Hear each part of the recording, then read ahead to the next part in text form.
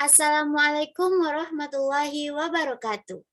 Baiklah, kali ini kami dari kelompok 19 akan menjelaskan kepada teman-teman semua mengenai gangguan sistem muskuloskeletal, yaitu mengenai fraktur atau patah tulang. Sebelumnya, izinkan kami memperkenalkan diri terlebih dahulu. Saya Rihadatul Aisyah dengan NIM 2111211004 dan rekan saya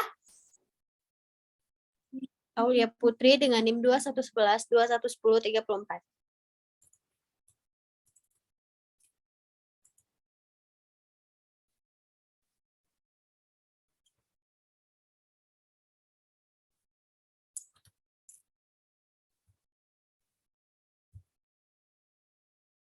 Baiklah, apa itu muskuloskeletal? Muskuloskeletal atau sistem muskuloskeletal yaitu struktur yang mendukung anggota badan, leher, dan punggung yang dalam kurung ligamen, otot, saraf sendi, dan tendon, serta tulang belakang. Nah, gangguan pada sistem muskuloskeletal ini disebut dengan gangguan muskuloskeletal yang bisa mempengaruhi fungsi pada ligamen, otot, saraf, sendi, dan tendon, serta tulang belakang. Kemudian kondisi awal tulang sebelum mengalami patah tulang yaitu tulang memiliki struktur keras dan tidak terdapat patah atau goresan pada tulang tersebut. Tulang yang sehat akan mampu menunjang gerak dan tubuh tanpa merasakan nyeri. Kemudian tulang mampu menyimpan mineral seperti kalsium dan fosfor untuk menjaga agar tetap kuat serta mampu menyebarkan mineral saat tubuh memerlukan kebutuhan lain. Lalu permasalahan fraktur ini ditemukan pada patah tulang pada jemaah haji pada tahun 2019 meningkat, yaitu berdasarkan data KKHI Makkah, kasus patah tulang terbanyak adalah fraktur koles, yaitu patah tulang pada bagian pergelangan tangan. Penyebab patah tulang adalah trauma atau cedera akibat benturan yang dipicu oleh jemaah haji yang sudah usia lanjut mengalami dehidrasi, kelelahan, nah, sehingga mereka terjatuh dan terjadi benturan pada pergelangan tangan.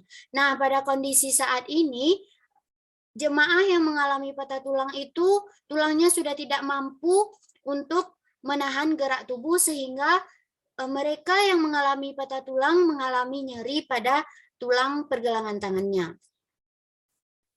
Lalu penyebab fraktur ini ada 3, yaitu yang pertama traumatik, seperti yang dijelaskan sebelumnya, yaitu traumatik itu kekuatan yang secara tiba-tiba dan berlebihan sehingga dapat menghancurkan, penekukan, penarikan. Jika terkena kekuatan langsung tulang, patah pada tempat yang terkena dan jadikan lunak pun rusak. Kemudian yang kedua, kelelahan atau tekanan berulang-ulang. Retak dapat terjadi pada tulang seperti halnya pada logam dan benda lain akibat tekanan yang berulang-ulang. Keadaan ini paling banyak ditemukan pada tibia fibula terutama pada atlet dan penari. Kemudian yang terakhir, kelemahan dan abnormal pada tulang.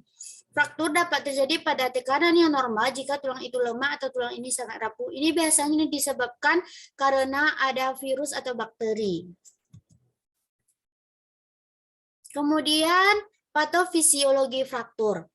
Nah, ketika tulang yang normal, jika mendapat kekerasan, jika mendapat penyebab yang telah dijelaskan sebelumnya, yang sehingga dia menyebabkan patah, maka sel-sel tulang itu akan mati. Kemudian akan terjadi pendarahan, biasanya terjadi di sekitar tempat patah dan ke dalam jaringan lunak di sekitar tulang tersebut. Nah, jaringan lunak ini biasanya juga mengalami kerusakan.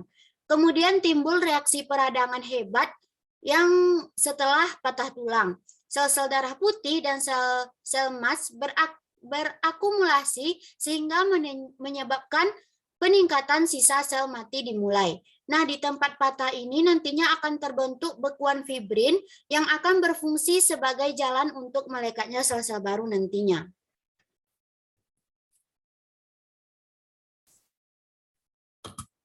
Selanjutnya akan dijelaskan oleh rekan saya. Kepada Aulia Putri, disilakan. Selanjutnya itu gejala dari faktor itu sendiri. Yang pertama adanya riwayat trauma, yang kedua rasa nyeri di bagian tulang yang patah, yang ketiga ada bengkak, selanjutnya ada deformitas, dan yang terakhir ada nyeri tekanan di daerah faktor dan sumbu.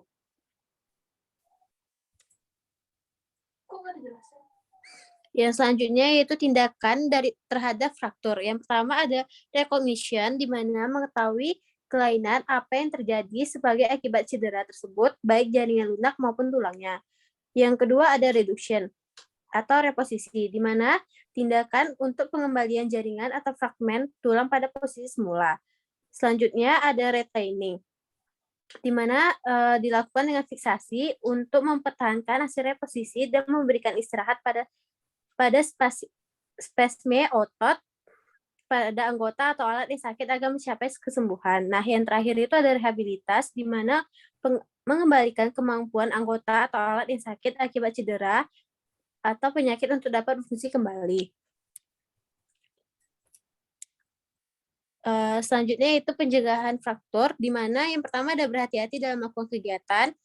Selanjutnya itu menghindari kebiasaan hidup yang tidak sehat, mengkonsumsi makanan yang nutrisi tulang, terus rutin berolahraga, dan yang terakhir menjaga berat badan ideal. Sekian dari saya kembalikan kepada Caca. Baiklah, terima kasih Aul. Oke, kakak, abang, dan teman-teman semua, sekian penjelasan dari kelompok 19 mengenai gangguan muskuloskeletal patah tulang. Semoga bermanfaat. Dan terima kasih atas perhatiannya. Mohon maaf atas segala kesalahan. Kami akhiri dengan Assalamualaikum warahmatullahi wabarakatuh.